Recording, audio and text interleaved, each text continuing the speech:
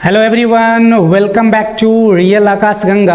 आज के क्लास में हम लोग 12th इंग्लिश का पोएम सेक्शन का थर्ड पोएम करेंगे, यानी 2 पोएम ऑलरेडी उसका ऑब्जेक्टिव चैनल पे अपलोड है। अगर आप नहीं देखे हैं तो उसको देख लीजिए। आज हम लोग थर्ड पोएम पढ़ेंगे, यानी पोएम सेक्शन का तीसरा पोएम जो है now the leaves are falling fast, उसका ऑब्जेक्टिव करेंगे। तो चलिए क्वेश्चन पे आते हैं। पहला क्वेश्चन है, Who is the poet of Now the Leaves Are Falling Fast? Now the Leaves Are Falling Fast के पोएट कौन है, किसके द्वारा ये कंपोज किया गया है? तो क्या आंसर इसका होगा? Now who is the poet of Now the Leaves Are Falling Fast? इसका हो जाएगा W.H. Auden, यानी फर्स्ट का जो आंसर होगा वो बी हो जाएगा, W.H. ऑर्डन। यानी ये जो कंपोज किया गया है किसके द्वारा? W.H. ऑर्डन के द्वारा कंपोज किया गया है।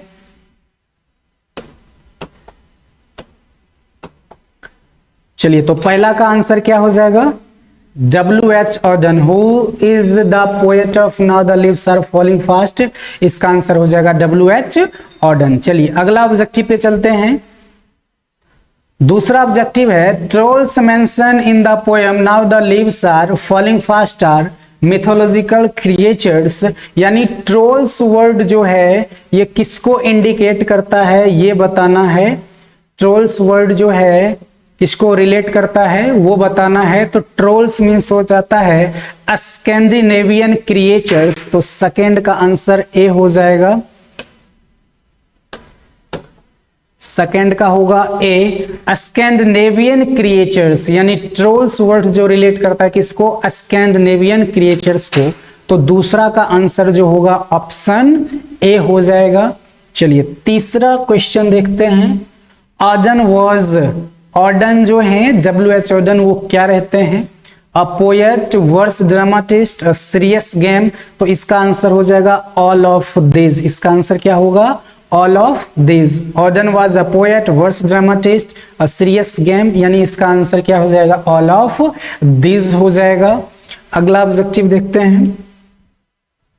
Now the leaves are falling is blank. तो इसके क्या हो जाएगा? Now the leaves are falling is blank, a lyric, an ode, a sonnet, an elegy. तो इसका हो जाएगा अ लिरिक। 4 का ऑप्शन क्या हो जाएगा? अ लिरिक। ये सब डिटेल से आपको क्लास में बताए हैं। चलिए अगला ऑब्जेक्टिव देखते हैं। The prams are blank, the prams are blank. इसका क्या हो जाएगा? Running, standing, lying, rolling. The prams are rolling. Prams मतलब 4 पहिए वाली बच्चों की जो गाड़ी होती है उसको बोला जाता है। तो इसका क्या हो जाएगा? The prams are rolling. 5 का आंसर जो होगा वो क्या हो जाएगा? डी हो जाएगा। नेक्स्ट ऑब्जेक्टिव देखते हैं। Human life is no better then.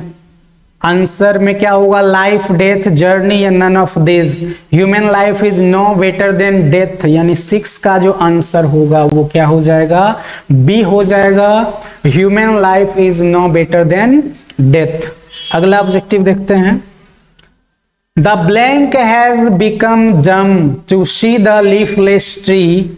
वो कौन है जो पत्ता विहीन पेड़ को देख के पूरा डम हो गई है? तो क्या आंसर होगा इसका? हैन, स्पैरो, नाइटिंगेल, पीकॉक।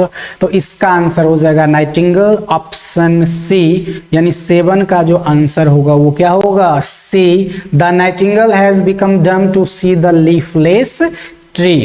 तो 7 का आंसर क्या हो जाएगा? सी। नेक्स्ट ऑब्जेक्टिव है, the falling of blank refer to the speedy arrival of death. The falling of leaves हो जाएगा, क्या हो जाएगा? Leaves. The falling of leaves refer to the speedy arrival of death. यानी गिरता हुआ पत्ता, जो पत्ता पेड़ से गिरते हैं उसका रिलेशन किससे है? स्पीडर ऑफ डेथ, उससे रिलेट किया गया है। इसलिए यहाँ क्या होगा? The falling of leaves refer to the speedy arrival of death. तो 8 का जो आंसर होगा ऑप्शन ए हो जाएगा। चलिए अगला क्वेश्चन देखते हैं। Who is the poet of now the leaves are falling fast? Very easy question. यानी फॉलिंग फास्ट के पोएट कौन है? John Keats, W H. Auden, Rupert Brooke या टी.एस. इलियट? तो 9 का आंसर क्या हो जाएगा? बी हो जाएगा। W H. Auden is the poet of now the leaves are falling fast. Next, in the poem now the leaves are falling fast whispering neighbors stands for, यानी आपको क्लास में भी बताए थे, जितना भी वर्ड्स लिखाए थे उसको याद कर लीजिए क्योंकि वर्ड्स से रिलेट क्वेश्चन देता है। तो विस्परिंग नेबर्स मींस क्या हो जाएगा? Agent of life insurance, agent of state bank of India, agents of Sahara India, agents of death. तो विस्परिंग नेबर्स मींस होता है एजेंट्स ऑफ डेथ, यानी 10 का जो आंसर होगा डी हो जाएगा। विस्परिंग नेबर्स मींस क्या हो जाएगा? Agents of death. Next objective हम लोग देखते हैं क्या है। The travellers are we blank begins moving towards our death. The travellers are we blank beings moving towards our death. तो इसका हो जाएगा ह्यूमन बीइंग्स। क्या हो जाएगा? Human beings. The travellers are we human beings, यानी इस चैप्टर में जो ट्रेवलर्स बताया गया है किसको बताया गया है? ह्यूमन बीइंग्स को बताया गया है, इसलिए इसका आंसर क्या हो जाएगा? ह्यूमन बीइंग्स हो जाएगा। The travellers are we human beings moving towards our death. तो 11 का जो आंसर होगा वो क्या होगा? ऑप्शन ए हो जाएगा।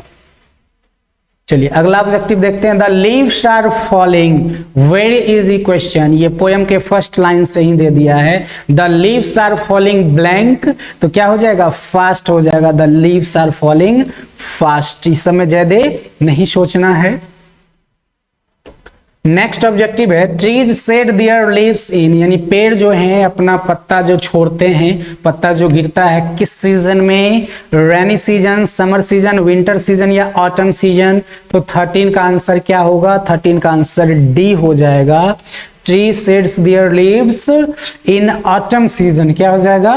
Autumn season. तो इसका आंसर हो जाएगा 13 का डी। नेक्स्ट हम लोग देखते हैं 14 number. Blank waterfall could bless the travellers passing through that way. Most VVI question है। Blank waterfall could bless the travellers passing through that day. क्या आंसर होगा इसका? येलो, व्हाइट, रेड या ग्रे? तो व्हाइट वाटरफॉल हो जाएगा। क्या हो जाएगा? White waterfall could bless the travellers passing through that way. तो 14 का जो आंसर होगा ऑप्शन नंबर बी हो जाएगा, white waterfall. Next question. The blank of death are the whispering neighbours. The blank of death are the whispering neighbours, यानी whispering neighbours किसको कहा गया है? तो मैसेंजर ऑफ डेथ को कहा गया है। किसे? मैसेंजर ऑफ डेथ, यानी विस्परिंग नेबर जो रिलेट करता है किस वर्ड से? मैसेंजर ऑफ डेथ से। तो इसका आंसर हो जाएगा messenger of death. The messenger of death are the whispering neighbours. Next question देखते हैं। Whispering neighbours left and right is a line from the poem, और आपको क्लास में पूरा डिटेल से बताए हैं कि पोयम के बीच का लाइन आपको दे देगा और पूछेगा ये किस पोयम से लिया गया या इसको कौन कंपोज किया गया है, कौन कंपोज किया है। देखिए क्वेश्चन आ गया, whispering neighbours left and right is a line from, ये जो लाइन है किस पोयम से लिया गया है? तो ये now the leaves are falling fast से लिया गया है। तो ऑप्शन देखते हैं, option number C, now the leaves are falling fast इसका आंसर हो जाएगा। अगला objective, nurse's flower will not last is the line written by. अब देखिए दूसरा टाइप का क्वेश्चन दे दिया है, नर्सेज फ्लावर्स जो है ये किस लाइन किस पोयम से लिया गया है और इसका रचना किसके द्वारा किया गया है। इससे पहले का जो क्वेश्चन था, जस्ट इसके पहले जो हम लोग किए हैं, उसमें था कि किस पोयम से लिया गया है। अब इसमें ये जो लाइन है इसको कंपोज कौन किए, किसके द्वारा ये कंपोज किया गया है। तो पहले तो ये क्लियर करना ये किस पोयम का है। तो ये now the leaves are falling fast का है और कंपोज ये किसके द्वारा किए गए हैं? तो डब्ल्यू.एच. ऑर्डन के द्वारा। तो ऑप्शन नंबर डी हो जाएगा। 17 का जो आंसर होगा वो क्या होगा? डी हो जाएगा। यानी ये जो लाइन है कंपोज किया गया किसके द्वारा? डब्ल्यू.एच. ऑर्डन के द्वारा। Next question, What season is described in the poem, यानी इस पोयम में किस सीजन को डिस्क्राइब किया गया है, वर्णित किया गया है, किस सीजन के बारे में बात किया गया इस पोयम में? तो वो आपका हो जाएगा ऑटम सीजन। किसके बारे में? ऑटम सीजन, यानी ऑटम सीजन के बारे में इसमें क्या किया गया है, बात किया गया है। Now the leaves are falling fast में ऑटम सीजन के बारे में बात किया गया है। नेक्स्ट ऑब्जेक्टिव देखते हैं, What is falling fast according to the poet, यानी कवि के अनुसार क्या है जो बहुत तेजी से गिर रहा है। Mango, branches, leaves, none of this. तो इसका आंसर क्या हो जाएगा, लीव्स हो जाएगा। Now the leaves are falling fast, यानी क्या है, यानी पोयम के नेम में ही ये है, तो क्या हो जाएगा, what is falling fast according to the poet, तो इसका क्या हो जाएगा आंसर, लीव्स हो जाएगा। क्या हो जाएगा, लीव्स। और आज के लास्ट ऑब्जेक्टिव को देखते हैं हम लोग, क्या है, what do falling leaves symbolise, यानी जो लीव्स है ये किसको सिंबलाइज करता है, किससे ये जो है रिलेट करता है, लाइफ, डेथ, जॉय, नन। पेड़ से जो पत्ते गिर रहे हैं तो ये डेथ को इंडिकेट कर रहा है कि धीरे धीरे व्यक्ति जो है मृत्यु के करीब जा रहा है। तो इसका आंसर 20 का क्या हो जाएगा, बी हो जाएगा।